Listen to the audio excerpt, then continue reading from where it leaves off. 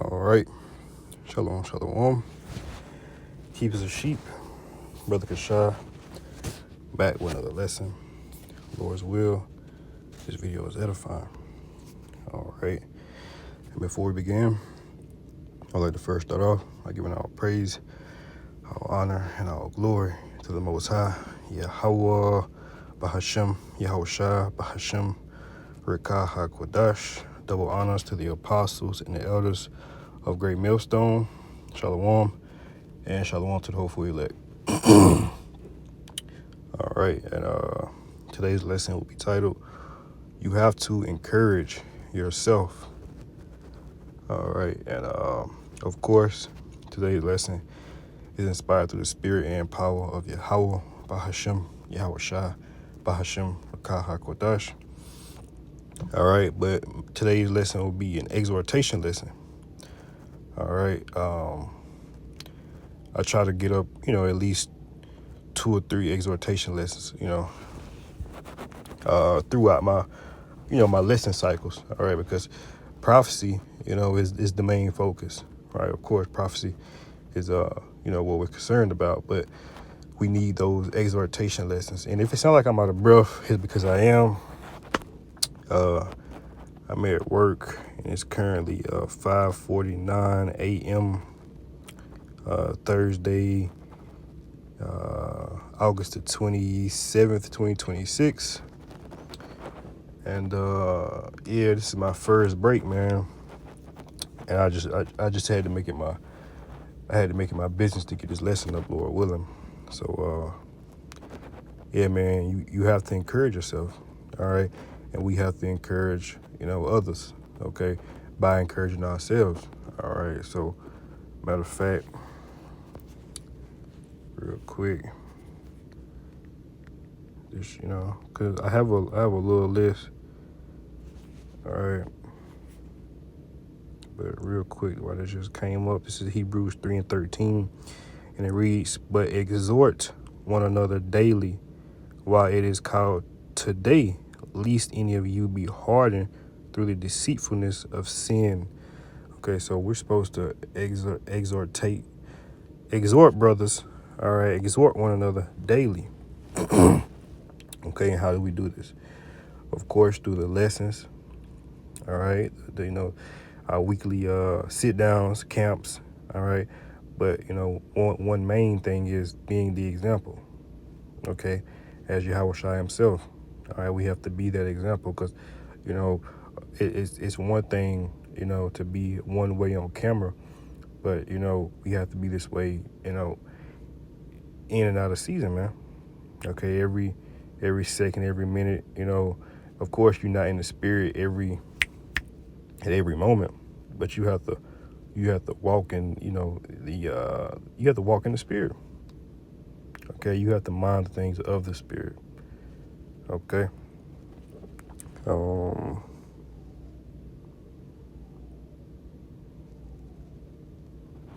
What else? Let's see. Because it can be hard, man. Okay, your day to day, because every brother has a different lot. All right, every brother has a specific lot, and every brother has a different measure of faith. So it can be hard, and you can, of course, we fall short. And when you do when you fall short, because like you said, don't be hardened through the deceitfulness of sin. All right, through the lies of sin, because you might go off. Now you telling yourself, or you thinking that you're just wicked. You thinking the Most High's not dealing with you. You think you will never get it right, but that's not the case. The scripture says a just man falleth 7 times. Okay, so you're gonna fall. Okay, you're gonna have mishaps. Okay, we're not, we're still subject to sin. Why? Because we're still in these carnal, fleshly bodies, right? We haven't been changed yet. All right. So, don't beat yourself up. Okay. Don't lie to yourself, because obviously, if you have enough conscience, okay, you have enough, if you're able to acknowledge that you're going off, that's a good start, man. That's the spirit dealing with you. All right. Because At least now you have you're not reprobate because now you want to do right, right? A reprobate can't do right. They don't even have the the mind to do right. Okay. Um, let's grab Philippians 4:13 real quick. He said, "I can do all things through Hamashiach, which strengthen me." Okay, so you have to tell yourself this. Okay, you have to give yourself those pep talks, man. Okay, and me, I'm the type of brother. I'm on my mind daily, so I'm talking to myself daily, and of course, like I said, you may beat yourself up sometimes, but you have to balance it out because of course rebuke yourself, right? That we need that, right? But at the same time, don't like the scripture says, remove heaviness.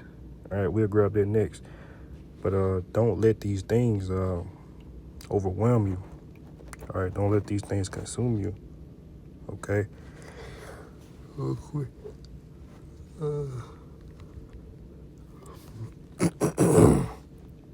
This is the book of Sirach, also known as Ecclesiastes in the Apocrypha, chapter 30, verse 21. It says, "Give not over thy mind to heaviness, and afflict not thy own, inflict, Salakia, and afflict not thyself in thy own counsel." Kind of like I said, you go back and forth with yourself in your mind, in your head, and you beat yourself up about certain things. Okay, and of course, we're not perfect again. All right, and this is it is a just thing when you rebuke yourself, but don't be so hard on yourself. Okay, because if the Most High didn't condemn you, who are you to condemn yourself? Okay, and, same way with condemning others, man. We have to be careful, the things we do again, because we have to be that example. Because if we condemn ourselves, other people are gonna, they're gonna say, okay, this is supposed to be a man of the Lord. If he's beating himself up and condemning himself, how much more do I have a chance? You see what I'm saying? So we have to balance it out, man. Tell yourself it's gonna be okay. Okay, tell yourself, encourage yourself. Okay, exhort your own self.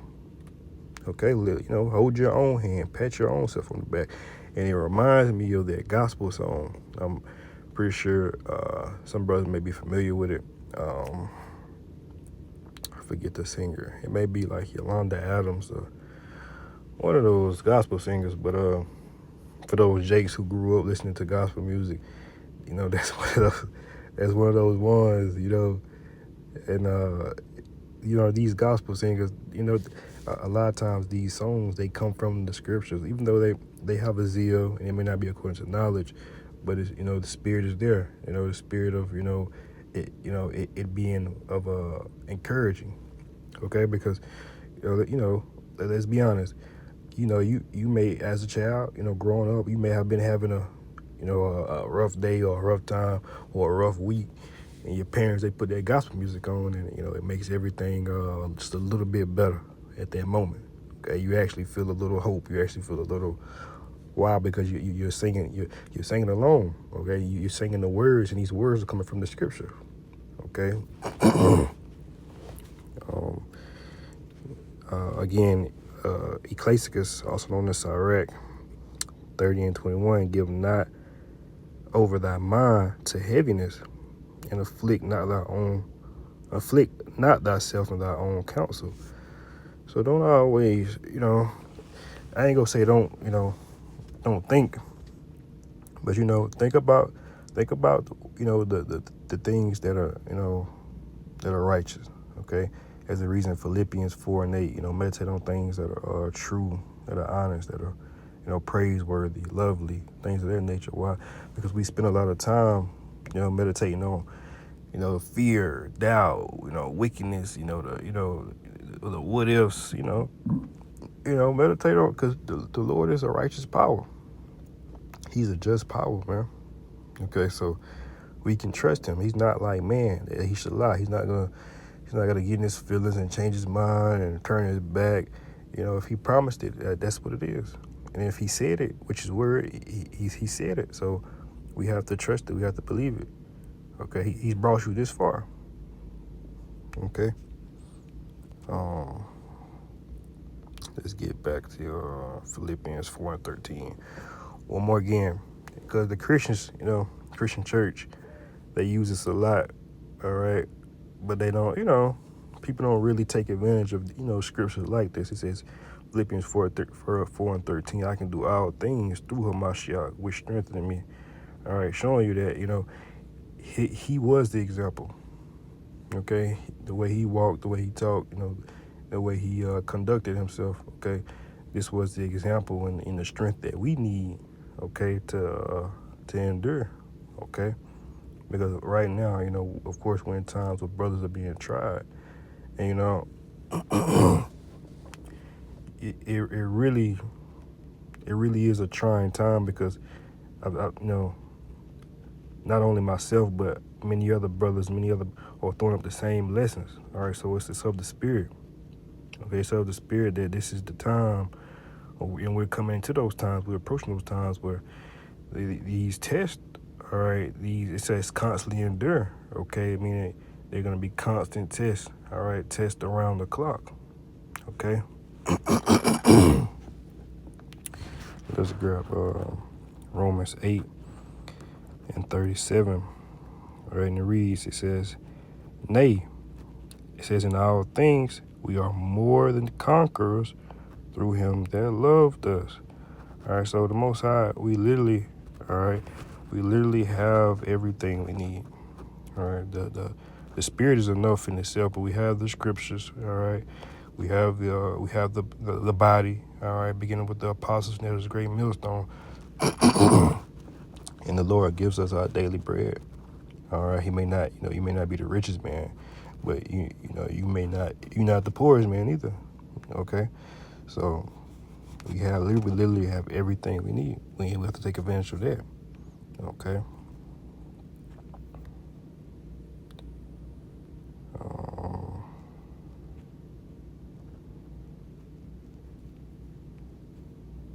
And I really want to grab this account in Samuel real quick. All right. With King David, because of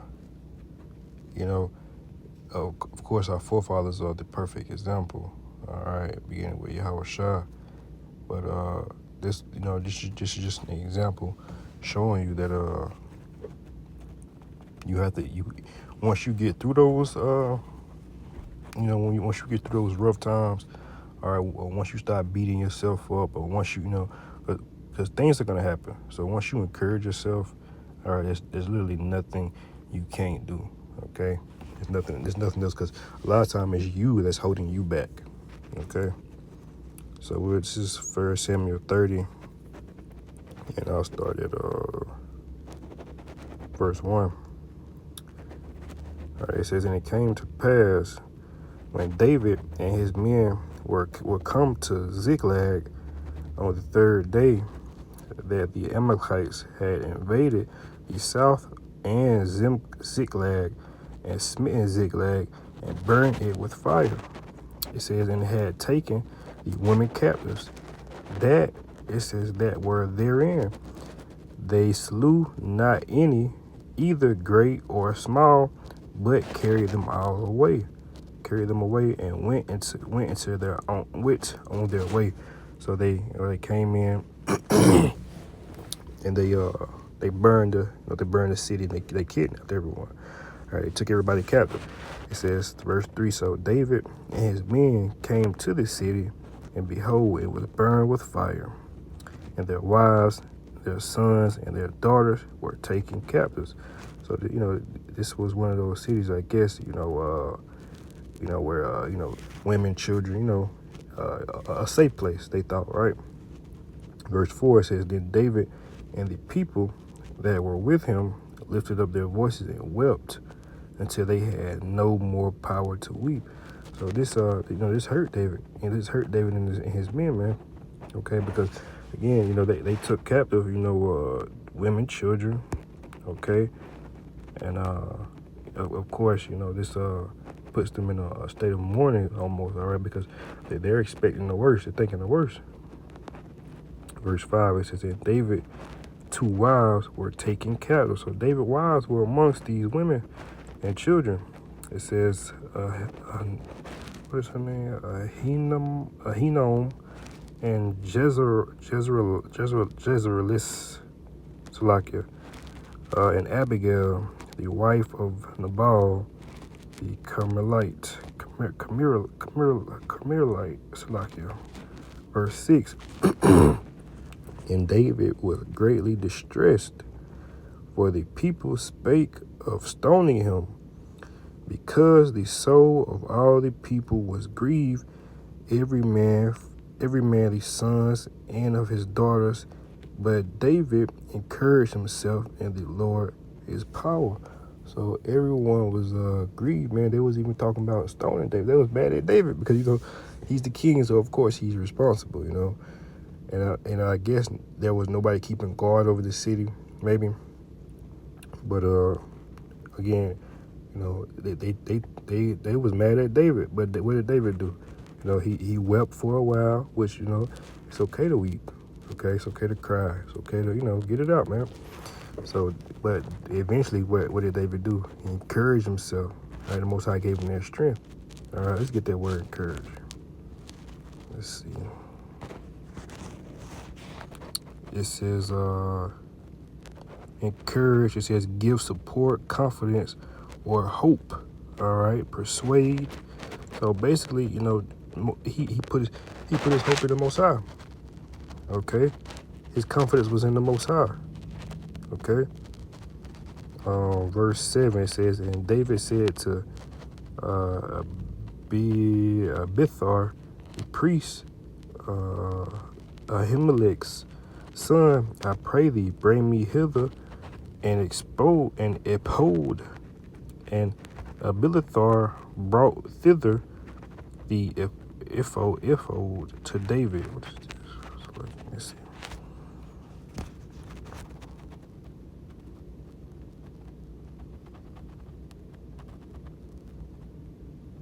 Okay, so it was a garment, a sleeveless garment. Okay. It says, and David inquired to the Lord. So David was getting ready to go to war, man. He was getting ready to, he already knew what he had to do. And that's what we have to do. We have to, prepare for the war, the spiritual war, all right, that's going on with the side of us, all right? Verse 8, it says, and David inquired to the Lord, saying, shall I pursue after the troop? This troop, he said, shall I overtake them? And he answered them, pursue. So David knew. He already knew. He asked the Lord, should I go after this troop? Should I pursue them? He already knew what he had to do. All right. He says, and the Lord answered. He said, answer him, pursue, for thou shalt surely overtake them, and without fail recover all. And when you finish your story, you find out that David got back both his wives. Everyone got back. Everybody recovered. Everything was recovered. All right, so that's what the Lord is, he's going to do. Eventually, we're going to get everything back in the kingdom. Okay? And then, whatever it is you're going through on this side, the Most High can easily, all you have to do is fight for it. All you have to do is, pursue it. He says, pursue it, man. Go after it. So all you have to do is go after it. The Most High, he'll recover. He'll give it to you. He'll give it back to you. Those things you lost, the Lord will give it right back to you, man. The word pursue, it says to go after, to strive for it. So the Lord is the just power, man. So with that, man, once again, Lord willing, this video was edifying. Until next time, I'm going to close out by giving all praise, all honor, and all glory to the Most High, Yahweh, Bahashem, Yahushua, Bahashem, Rekah HaKodash, the ones to the apostles and elders of the great millstone, Shalom, and shalom to those for elect.